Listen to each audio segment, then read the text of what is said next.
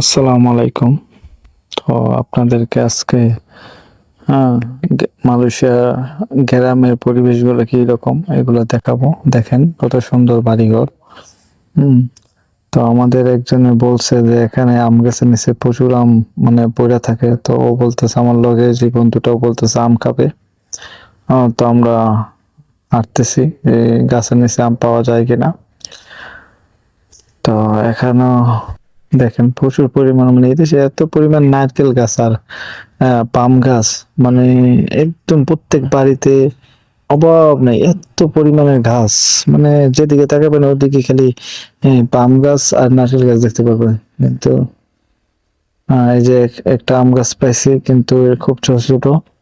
তারপর একটু ভিতরে আসলাম আমরা গ্রামে, এসে দেখলাম এখানে খুব একটা নষ্ট বাড়ি, মানুষ বসবাস করে না, বাড়ি ঘর নষ্ট হয়ে গেছে। এখানে আমরা প্রচুর আম পাইলাম। হুম। গাছের নিচে প্রচুর আম পড়ে রয়েছে, এই যে দেখেন আমরা কতগুলো আম পাইছি।